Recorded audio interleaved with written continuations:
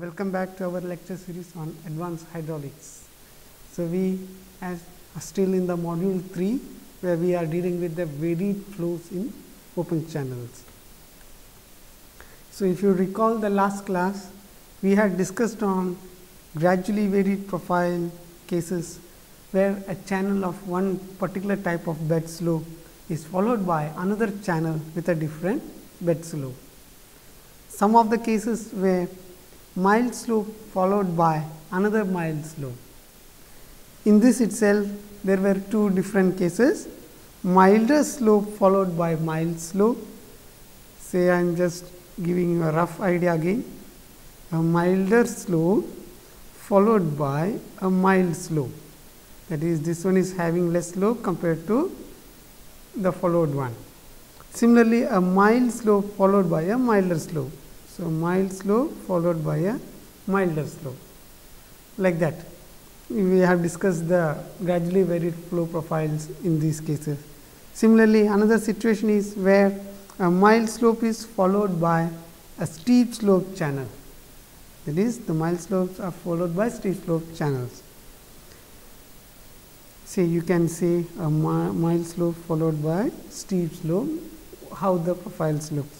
Steep slope channels followed by another steep slope channel. So, here also there are two different cases. First, a steeper channel followed by a steep channel, and second one is steep channel followed by the steeper channel. So, today we are now going to discuss on the gradually varied flow profile properties and the concept of transitional depths.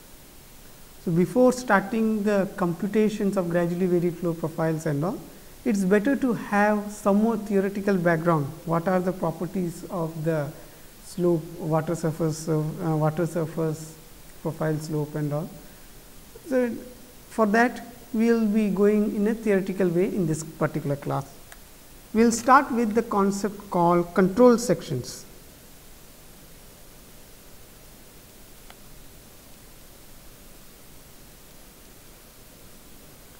Can any one of you here tell me what is meant by control section, or what is where the control section is used and what is meant by control section? If you recall the dynamic equation for water surface profile, you will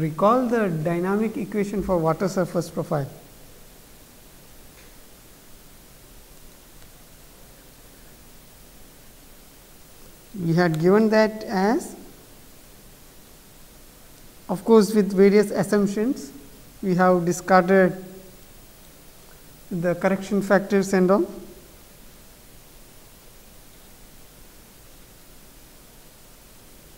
This was the expression for the dynamic equation. This was again represented in terms of section factor and conveyance factors, 1 minus k n by k whole squared by 1 minus z c by z whole squared. So, these expressions, what do you understand from this? This is an ordinary differential equation. This is an ordinary differential equation in terms of y. This is a first order ordinary differential equation, and of course, considering the section factors and conveyance factors and all, it is almost true that it is a non-linear. These expressions are non-linear in terms of y. So, this is a non-linear first order ordinary differential equation, and you can solve them using any different solving procedures for the differential equations. As this is a first order this thing, you require one boundary condition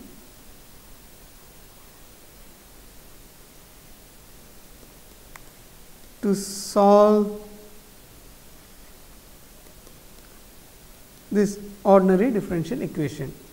That is the mathematical basis, that is, mathematically you require one boundary condition to solve this particular differential equation. Now, according to the field situation, how will you determine this boundary condition? So, for to begin or for solving this differential equation, you can start from the boundary condition in such a way that you know all the type of discharge, means the properties of that particular channel or the section, or you start, that is you start from a particular section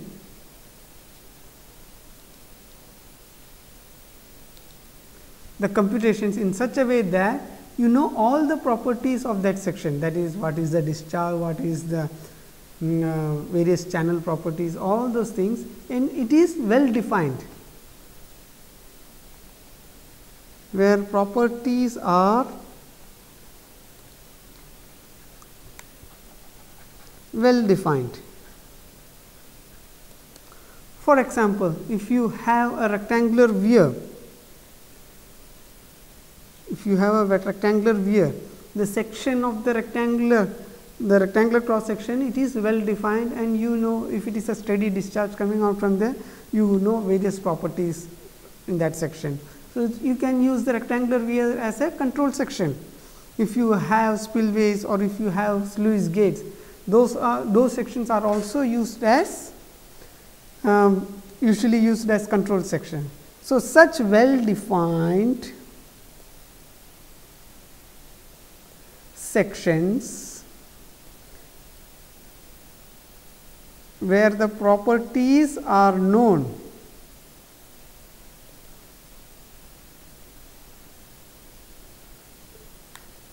in prior are called control sections. So, usually the control section, you start or you give the boundary condition as any of these control section, and you start the gradually varied flow computations. This is the normal procedure. If you, for example, if I construct a dam and a spillway is there, if this is the normal depth line, critical depth line, then your M1 profile, it will go like this. Okay, this is the way discharge. This is your M1 gradually varied flow profile, and the control section for this gradually varied flow profile. To obtain this gradually varied flow profile, you start from the control section, and the control section is normally given. It is given as, in this particular case, it is given at this location where the discharge and the section details are well defined. Okay? And like that you compute. Similarly, if there is a channel intake, for example, channel intake is there,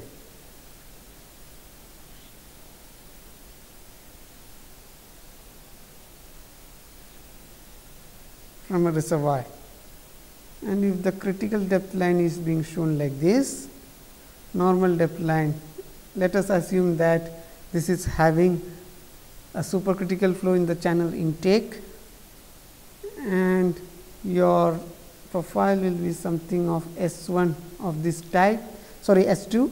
So, this is your S2 gradually varied flow profile, and this S2 gradually varied flow profile starts from a control section as shown here. So, this will be your control section now. This will be your control section. So, from there you begin the computations or to determine the gradually varied flow profile in that intake, like that you can determine this is the flow direction. So, we have to note that usually the subcritical flows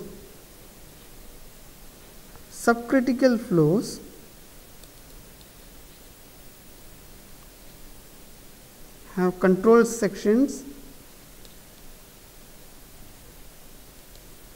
at the downstream of the profile, that is the subcritical flows have control points in the downstream end, as you have seen in the spillway example, say in the previous slide. For the, say this the M1 profile, it starts somewhere here and goes like this, but the control section is at the downstream of this profile. Similarly, here this is a supercritical flow and here the profile is shown like this, and the control section is in the upstream of the beginning of the profile. So, subcritical flows have control sections in the downstream end, supercritical have control sections in the upstream end. This you can just note it down. Now, let us see what are the properties of these gradually varied flow profiles.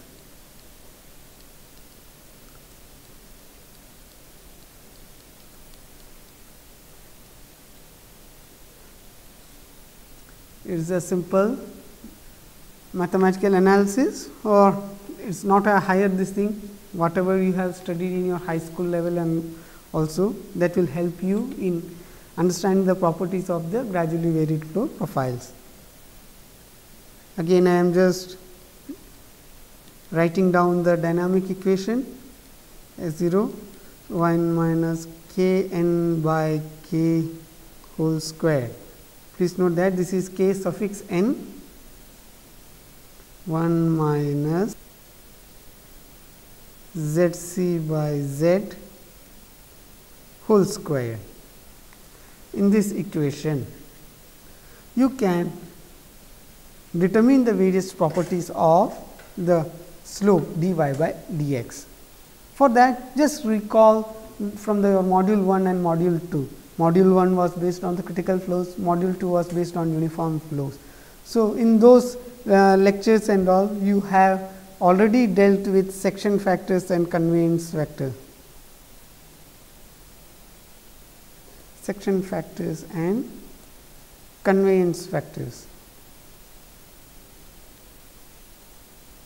So, from module 2, or let us go back into the first module. From module 1, you had studied that at the critical section, the section factor ZC, it can be given as some coefficient C1 into the critical depth raised to m. This was dealt at that time. It was clearly explained to them, where you studied that m is the hydraulic exponent,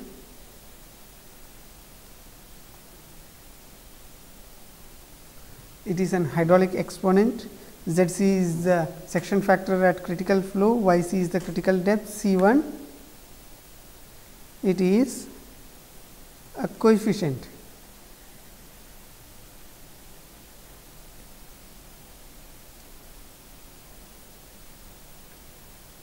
Again, for any section, any flow, if it is not even if it is not a critical flow, forget about it. Still, you can suggest the section factor z squared. This is equal to again C1 into y to the power of m. So, this if you have drawn,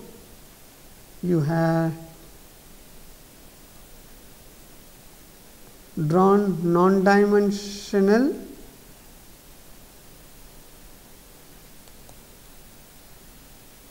section factor versus non-dimensional depth. These graphs and all were drawn. You have been taught also how to draw these graphs and all. So, just recall those portions again. Now, we can see that from the two relationship ZC squared by Z squared, this can be given as C1 Yc to the power of m by C1 y to the power of m. This is nothing but Yc by y to the power of m. From module 2,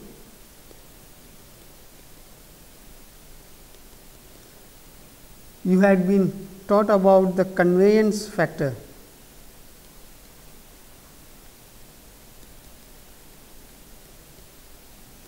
Which was defined as k squared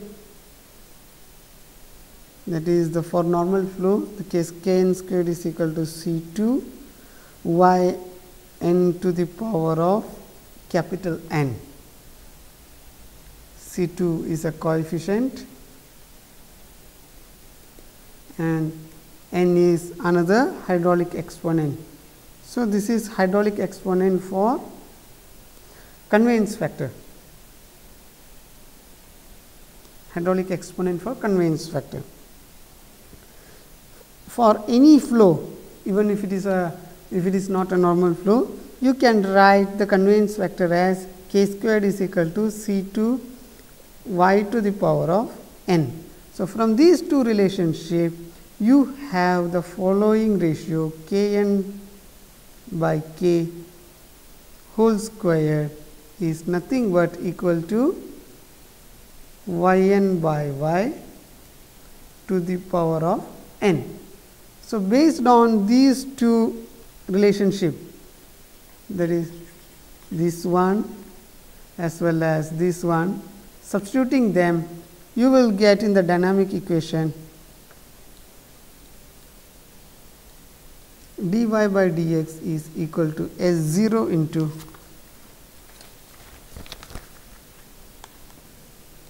one minus y n by y whole to the power of n by 1 minus y c by y whole to the power of m. So, this gives you means now it is clearly understood by you, means I hope you are able to understand that this equation clearly represents the first order differential equation in y and the terms of y are non-linear. So, it is a non-linear differential equation, non-linear first order differential equation. So, you can solve to obtain the gradually varied flow profile. So, let us describe the properties of dy by dx.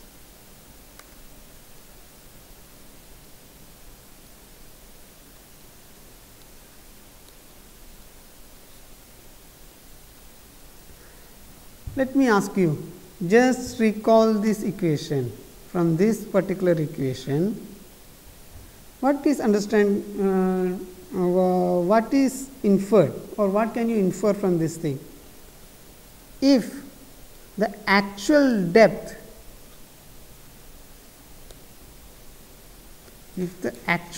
of your flow, if it is approximately equal to the normal depth of the flow, then what happens? Dy by dx, or if the actual depth tends to normal depth, then dy by dx tends to 0. That is, the flow water surface profile becomes horizontal there. It becomes parallel to the bed, or it becomes parallel to the bed. What happens now? In the gradually varied flow computations and all, you have to terminate the computations of gradually varied flow. That is, you have to terminate the gradually varied flow computation in such a way that you are achieving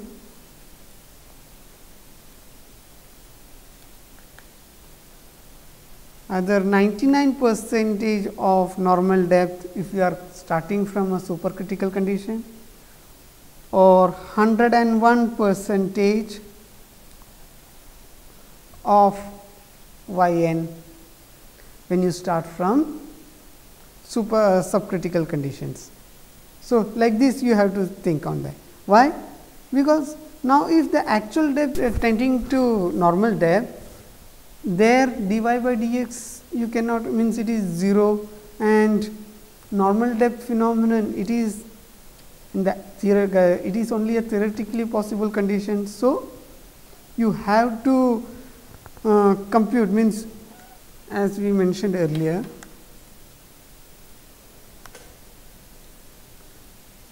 dy by dx tends to 0 when y tends to y n. Now, this y tends to yn is possible, or it reaches, or y becomes yn asymptotically.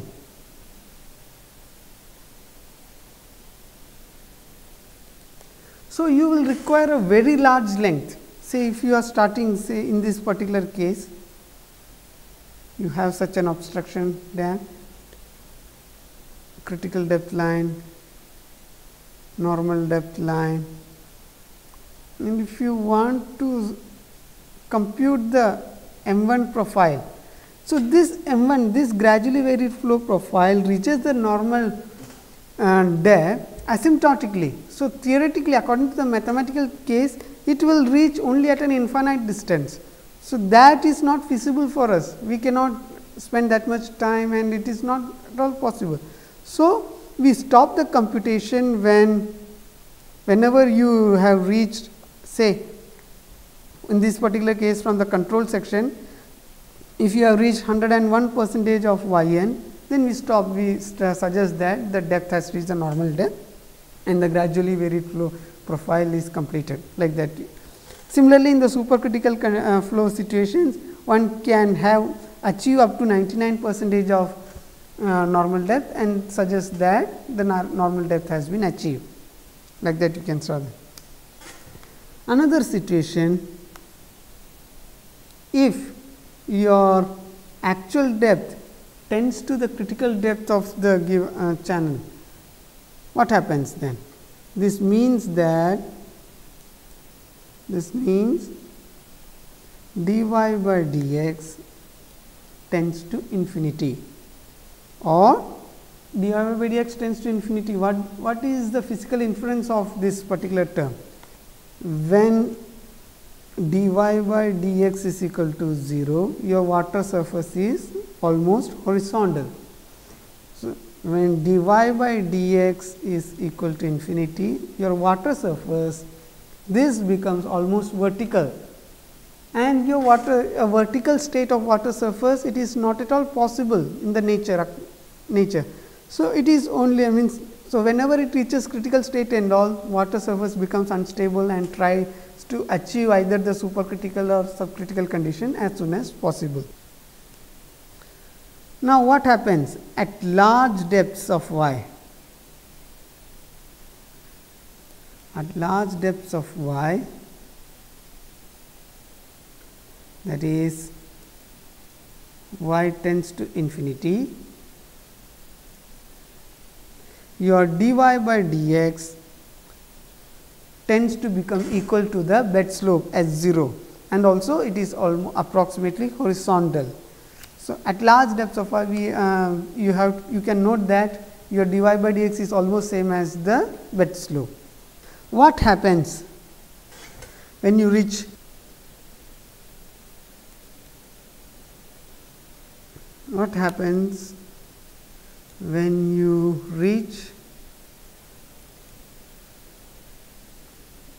singular conditions?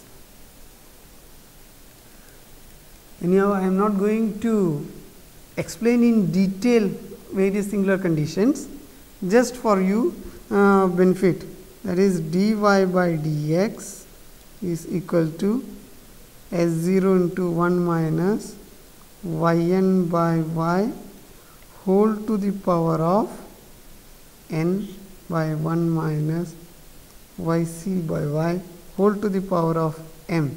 In this particular equation, when dy by dx have the form 0 by 0, this is called singular conditions. So, when do you think that it becomes singular? This condition becomes singular if your actual depth y is equal to the critical depth as well as y is equal to your normal depth. So, when this becomes, when the flow depth is in this situation, then the singular condition arrives and dy by dx cannot exist in those situations. So, we have to use alternate theories, means, or we have to try to infer subsequent things from this thing. Singular condition occurs when, as mentioned earlier, dy by dx, when it tends to 0 by 0, then the singular condition exists. In that situation, what you have to do is, this situation arises when your actual depth y is equal to your normal depth, and also your actual depth y is equal to your critical depth. When these two conditions satisfy, that means your normal depth is also equal to your critical depth, and this is also equal to your actual depth. If such situation arises, the singular condition then it becomes a singular thing, and it will give rise to various things. So, during the singular conditions, what are the types of depth? How can you compute the gradually varied flow profile and all? You have to understand further phenomenon in that. So, now just forget about the actual depth of water. When for a given channel, or when for the given conditions, if the normal depth is equal to critical depth, that is, in the channel both the normal depth line and critical depth line, if they are same, y c and y n, if they are same, then what happens? Due to y c and y n becoming same, it will lead to a means it will lead to transitional depths, a concept called transitional depths. Due to this, that is the normal discharge as well as the critical discharge, if it is same for a particular channel for a given condition, then that will yield transitional depths. So, what are the transitional depths? That is, whenever y n is equal to y c, the corresponding profile will give you the transitional flow profiles. This is for the prismatic channels, your critical depth line as well as the normal depth line, they are straight, right. For the prismatic channels, the normal depth line as well as the critical depth line, they are straight. It is a type of profile.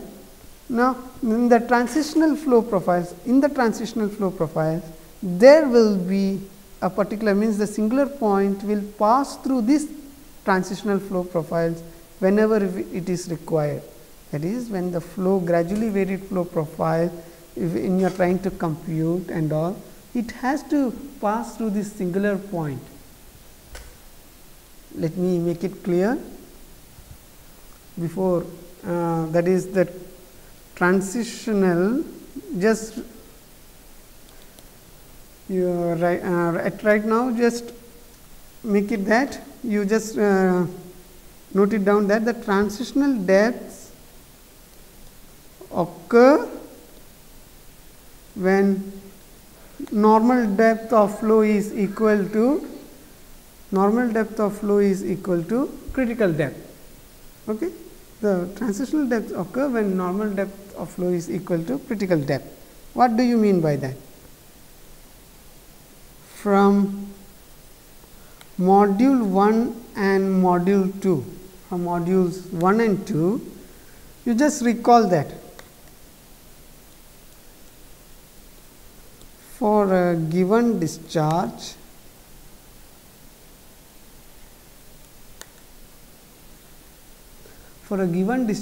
Q in uniform flow conditions,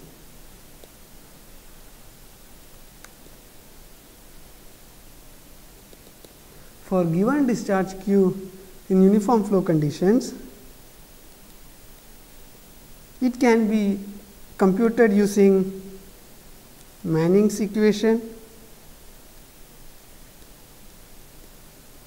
or Chassis equation, whatever be. Let us use the Manning's equation. So, Q is equal to 1 by n a r to the power of 2 by 3 s naught to the power of half. You know what the terminology is in this equation. Like this, you can compute the uniform flow. You can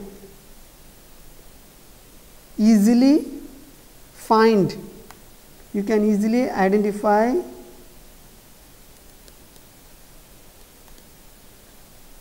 the normal depth yn from this equation. Say if a steady discharge is given to you, some value of q, based on the Manning's equation, you can compute the normal depth yn. So, you can, once you compute the depth yn for the given discharge,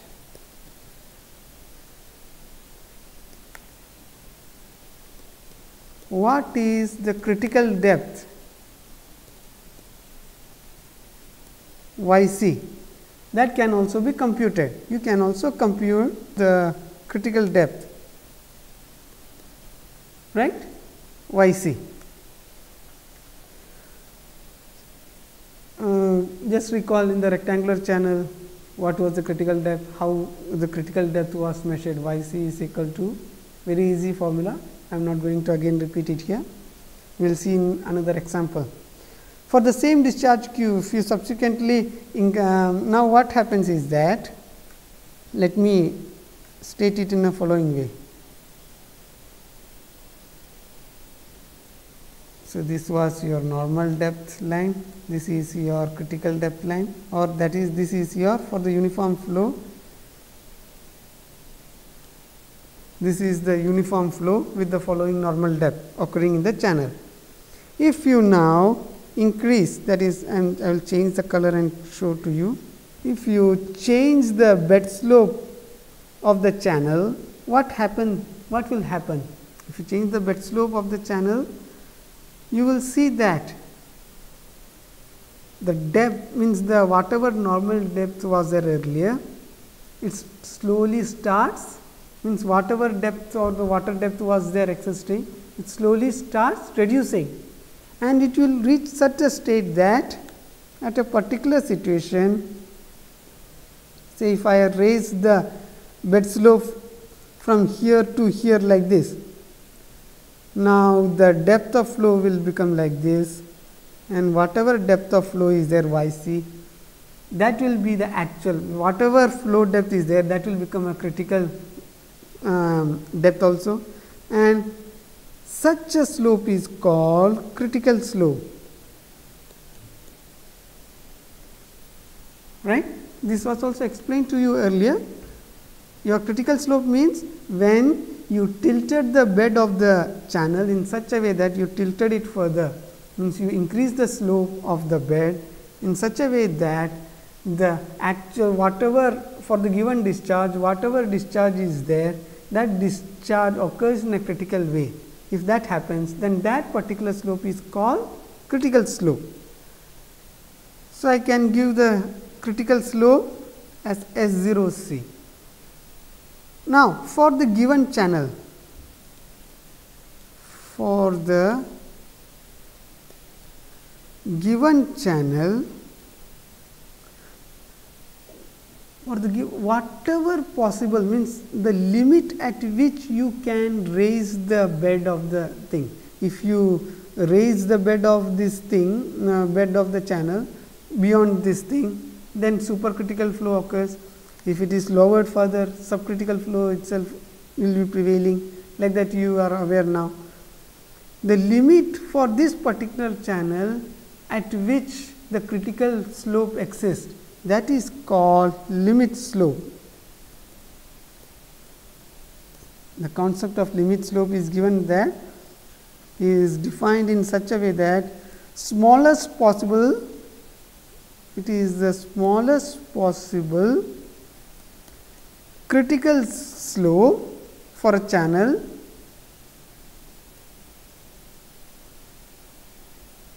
of given shape and roughness. For a given shape and roughness, the smallest possible critical slope of a channel is called the limit slope. We generally give it as SL and all. Let us do one example, and with this example I think it will be more clear for you. Let us do that. I am giving you a problem. A rectangular channel of width B is equal to 3 meters. See, a rectangular channel of width 3 meters. It is carrying a steady discharge. Its Manning's roughness coefficient is 0.05. Determine the limit slope of the channel. So, B is equal to 3.0 meters, Manning's n is equal to 0.015. What could be the critical slope for such a rectangular channel? What could be the limit slope? So, you know that limit slope, it is a critical slope. Critical slope means both the normal discharge as well as the critical discharge are same in such type of conditions. So, what is the minimum possible slope for this particular rectangular channel in which such a condition exists, that you have to determine. First, you have to, the first condition we can suggest is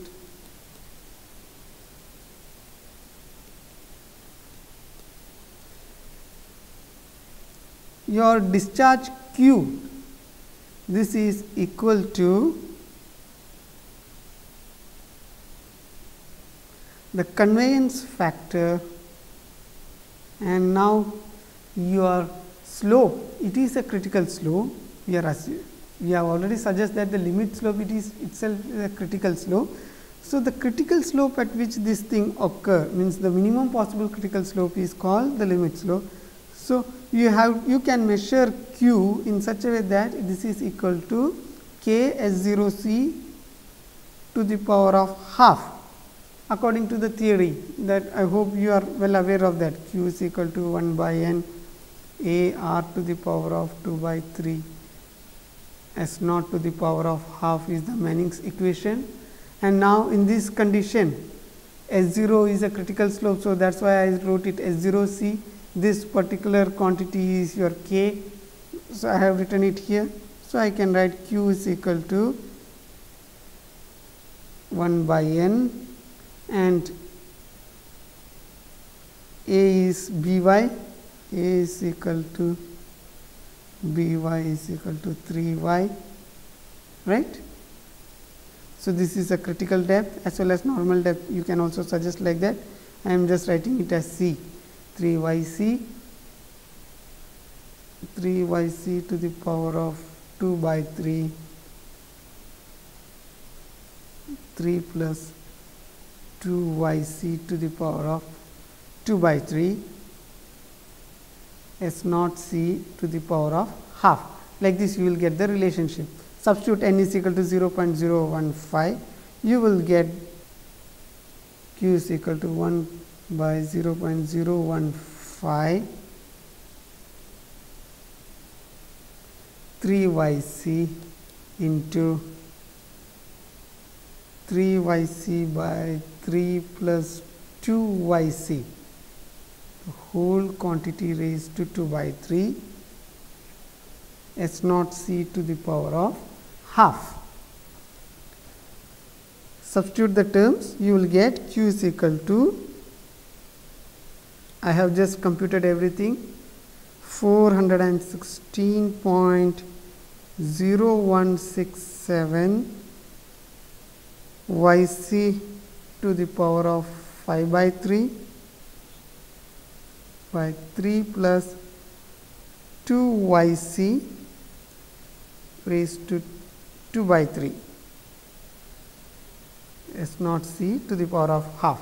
So, you do not know the Q and you also do not know the slope S0 C in this equation. So, let me give this as equation number 1. Now, just go to the second condition. The second condition suggests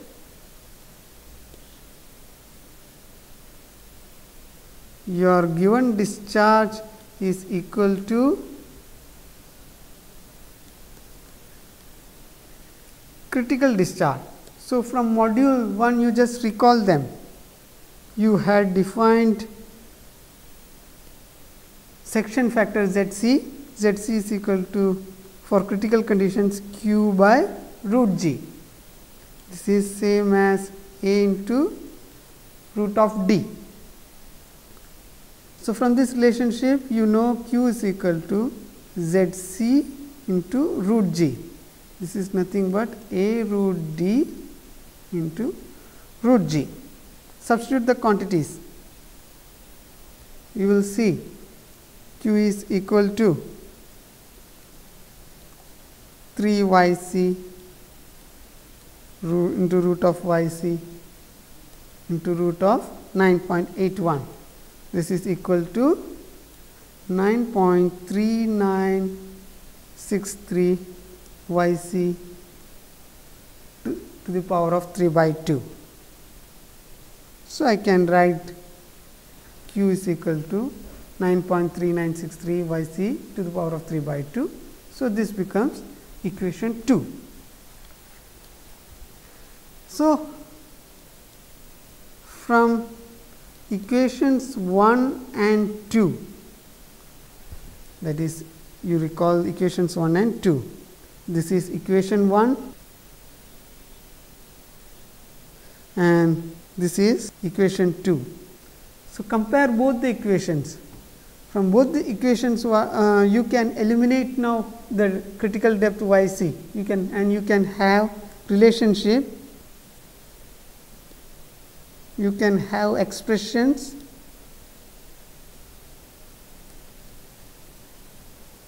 between discharge q and critical slope S0 c. Like this you can have you can eliminate y c from those expressions. So, when I did that, I got the following thing, that is, from equation 2, I got y c to the power of 3 by 2 is equal to q by 9.3963, or this will give you y c is equal to q by 9.3963 to the power of 2 by 3. Now, in equation 1, you substitute this y c expression for y c, you will get q is equal to 416.0167 q by 9.3963 to the power of 10 by 9 divided by 3 plus 2 y's q by 9.3963 raised to 2 by 3, this whole quantity raised to 2 by 3, this multiplied by S naught c to the power of half. Like that, like this you are now getting an implicit expression for q and S naught c. You will see them, you can just rearrange them. You will see that either you can write q is equal to, after computing the terms, 34.518 q to the power of 10 by 9 by 3 plus 0.4492 q to the power of 2 by 3, the whole quantity raised to 2 by 3 S naught c to the power of half. You can either write like this or just rearrange the terms, means this equation can be rearranged as S naught c is now equal to q squared into 3 plus 0.4492 q to the power of 2 by 3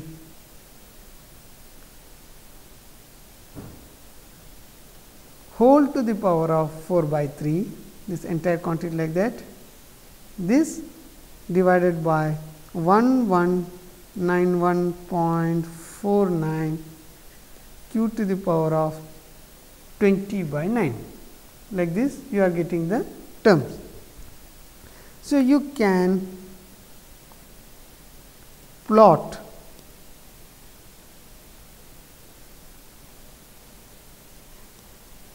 q versus S0c. So, for various values of q, what could be the critical slope, like that you can slot. I have plotted them and I am just showing it here. So, this is the curve I got this particular in this particular form. So, this is your discharge q in meter cube per second for the given channel conditions for the rectangle. This is your slope, critical slope. So, this is your, this entire curve is your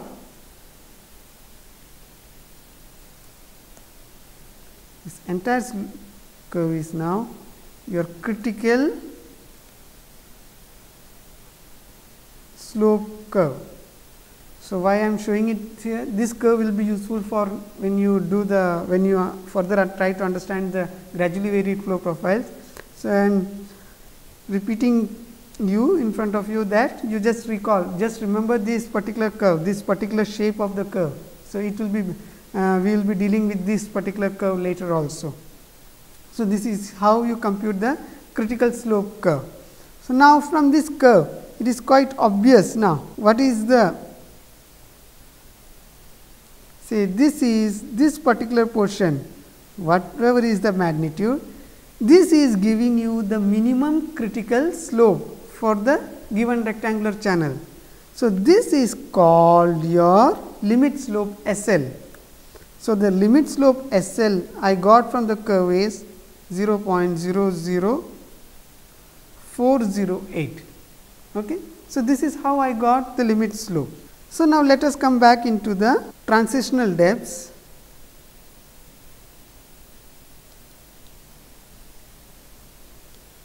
So, when you are at transitional depths, yn is same as your critical depth yc. Therefore, in your dynamic equation dy by dx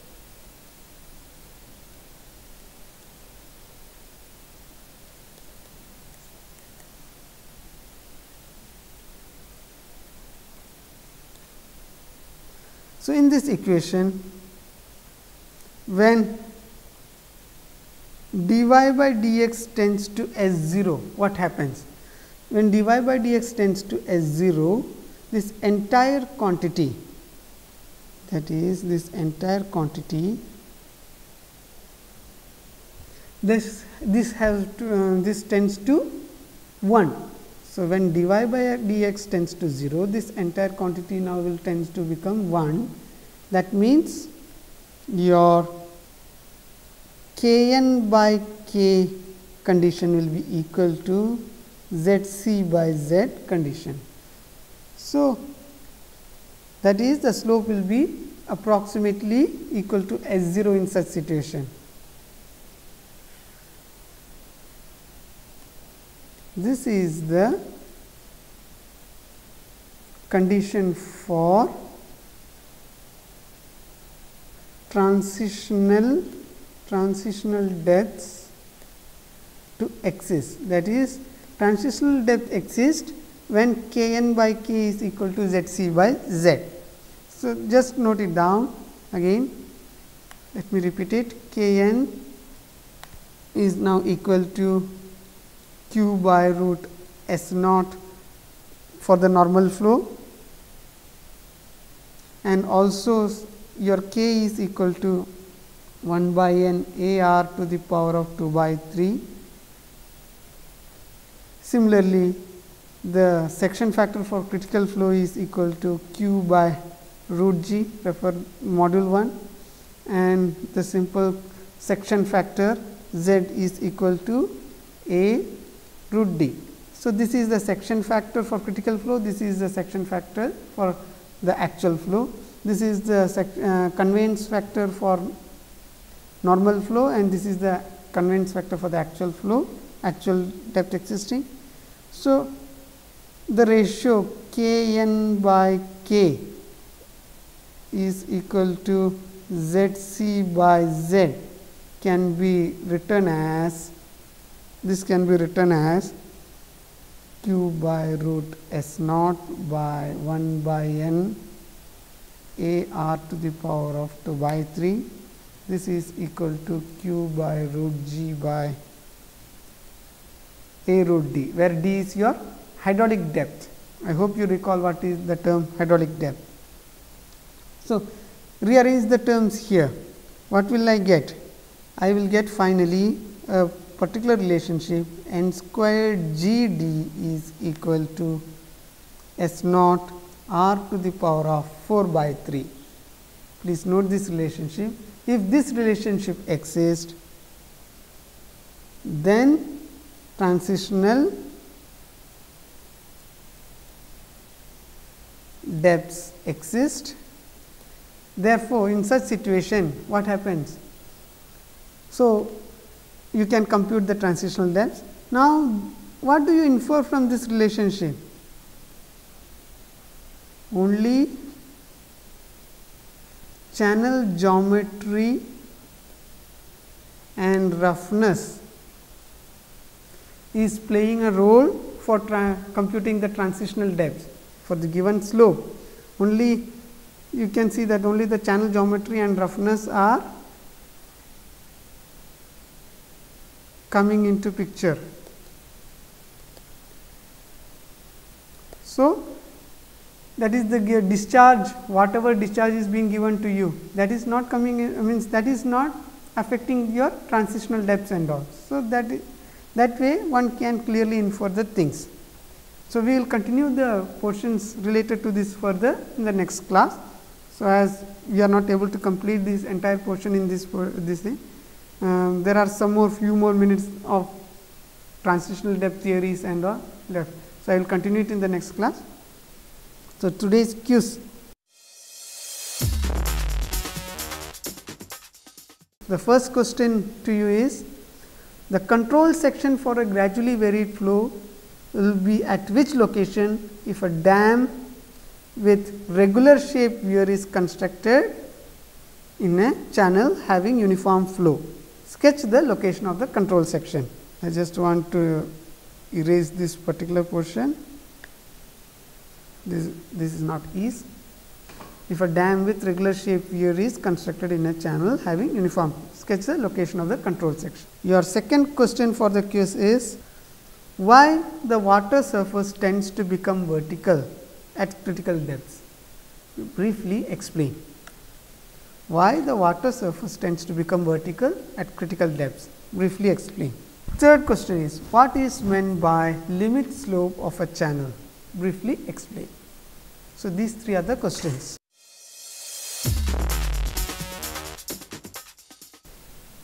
So, the solution for today's quiz. For the first question, you are asked the control section for a gradually varied flow if a dam is constructed.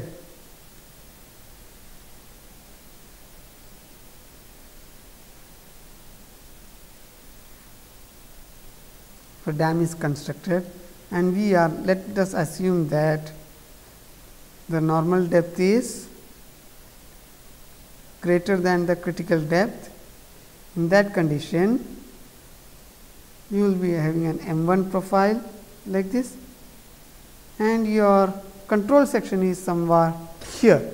So, that is just above the top of the spillway, where if you are constructing a weir of a regular shape and all, then that will give you the control section. So, that is your control section. Your second question, why the water surface tends to become vertical at critical depths? Briefly explain. Just recall the dynamic equation, S0 into 1 minus y n by y whole to the power of n by 1 minus y c by y whole to the power of hydraulic exponent m. So, you can write your dynamic equation in the following way also. So, why the water surface tends to become vertical at critical depths? So, at critical depth y is equal to y c. So, this quantity dy by dx then tends to infinity. So, at infinity dy by dx is equal to infinity means it is a vertical line. dy by dx is equal to 0 means it is a horizontal line. Okay. So, that is why it tends to water surface tends to become vertical at critical depths. What is meant by limit slope of a channel? So, what is meant by limit slope of a channel? We had already drawn that. We have suggested that for a given condition, for a given channel section, for a given channel properties and all, the minimum possible critical slope, you can draw the critical slope curve like this. This is the critical slope curve.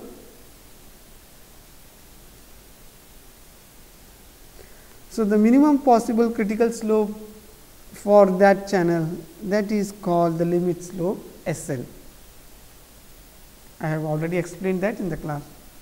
So, this way we are concluding today's lecture. The next lecture will continue some of the portions left in this topic, and then we will go start the computations of gradually varied flow profiles. Thank you.